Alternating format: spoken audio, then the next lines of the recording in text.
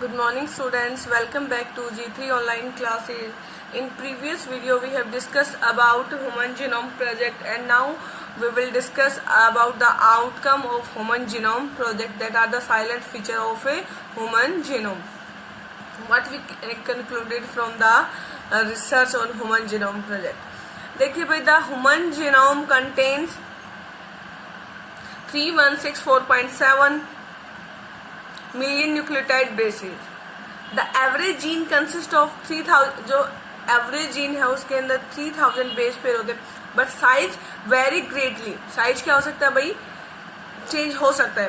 With the largest non human gene being, जो सबसे बड़ा जीन है ह्यूमन जीन है भाई, पेपर में आ सकता है डायस्ट्रोफिन. क्या है भाई वो, डायस्ट्रोफिन एट 2.4 बिलियन बेसिस. कितने है इसके अंदर, 2.4 बिलियन बेसिस है.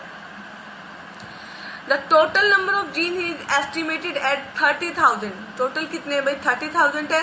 Much lower than the previous estimate. जो पहले कितना था भाई, 80,000 to 140,000 जीन हमारे क्या हो सकते हैं, जीनोम में हो सकते हैं. लेकिन अभी क्या 30,000 जीन्स है. Almost all 99% nucleotide base are exactly the same in all people. देखिए भाई, हर जितने भी लोग हैं दुनिया के, उसमें जो 90.99 बेस पेयर है वो क्या होते हैं, सेम होते हैं. सिर्फ सिंगल 0.1 क्या होता है, वेरिएशन होता है. The function are unknown for, भाई जो 50% है उनका फंक्शन हमें अभी तक नहीं पता है. Less than 2% of genome codes for protein. भाई उसमें से जो हमने इतना जीनोम सीक्वेंस किया है उसमें से खाली 2% ही क्या होता है, उससे प्रोटीन बनती है. रिपीटेड सीक्वेंस में very large portion of human genome, और हमारे जीनोम में रिपीटेड सीक्वेंस क्या है भाई, ज्यादा है. Repeated sequence are stretch of DNA. अब बात करते हैं रिपीटेड स्ट्रेच ऑफ डीएनए होता क्या है. तो ये क्या होते हैं भाई, डीएनए सीक्वेंस होते हैं that are repeated many times. ये क्या होते हैं भाई, रिपीट होते रहते हैं. समटाइम्स 100 to 1000, मतलब ये क्या हो सकता है भाई, 100 से लेके 1000 तक क्या हो सकते हैं भाई, रिपीट हो सकते हैं. They are thought to have no direct coding function. उनका कोई भी डायरेक्ट कोडिंग फंक्शन नहीं है. But they shed light on chromosome structure. लेकिन वो क्या करते हैं भाई, क्रोमोसोम की स्ट्रक्चर को क्या करते हैं, एक शेड देते हैं, डायनेमिक्स देते हैं और एवोल्यूशन देते हैं. तो क्रोमोसोम को कहीं ना कहीं क्या करते हैं, उसको डेवलप करने में, इवॉल्व होने में क्या करते हैं, ये मदद करते हैं. Chromosome first has most gene.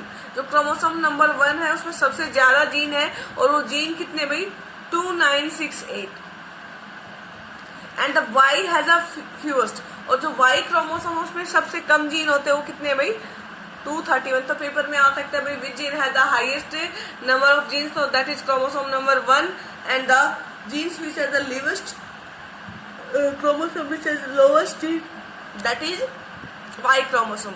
अब बात करेंगे, scientist have identified 1.4 million locations with single base DNA difference. जो साइंटिस्ट है उन्होंने क्या किया भाई, ऐसे डीएनए सीक्वेंस को क्या, जिसमें क्या सिंगल बेस पेयर का क्या डिफरेंस है. SNP, single nucleotide polymorphism, pronounce as strips. उसको क्या बोलते हैं भाई, स्ट्रिप्स बोलते हैं. अकर्स इन ह्यूमन, हमारे अंदर होते हैं. The information promise to revolutionize the process of finding chromosomal location for the disease associated sequence and tracing human history. और इससे हम क्या कर सकते हैं भाई, जो जीन्स की वजह में प्रॉब्लम होने से डिसीज होती है उसको, या जो हमारा जो इवोल्यूशन है उसको हम क्या कर सकते हैं, ट्रेस कर सकते हैं with the help of human genome. Next है भाई, एप्लीकेशन और and future challenges. Driving meaningful knowledge from the DNA sequence will define research through the coming decades leading to our understanding of biological system. This numerous tasks will require the expertise and creativity of thousands of scientists from varied disciplines in both the public and private sectors worldwide. अब देखिए भाई, जो DNA sequence से क्या है, जो private sector है, जो पब्लिक सेक्टर है, उनको क्या मिला है भाई, ज्यादा क्रिएटिविटी मिली है, और वो ज्यादा क्या कर सकते हैं, इसमें काम कर सकते हैं. One of the greatest impact on having HG sequence may well be enabling a radically new approach to biological research. इसने क्या किया, जो बायोलॉजिकल रिसर्च है उसका एक तरह से आप इसको क्या बोल सकते हो, रिनोवेट कर दिया, नया कर दिया इसको. In the past, research studied one or a few genes at a time. With whole genome sequence and a new highly thought-out technology, we can approach questions systematically and at a much broader scale. मतलब अब हम क्या कर सकते हैं, एक large scale पे क्या कर सकते हैं, रिसर्च कर सकते हैं. स्टडी कर सकते हैं due to the sequencing of a human genome. उसके बाद अभी they can study all the genes in a genome. हम क्या कर सकते हैं भाई, सारे के सारे जीन्स को क्या कर सकते हैं, स्टडी कर सकते हैं जीनोम के। For example all the transcripts in a particular tissue or organ or tumor, or how tens or thousands of genes and protein work together in interconnected networks to orchestrate the chemistry of life।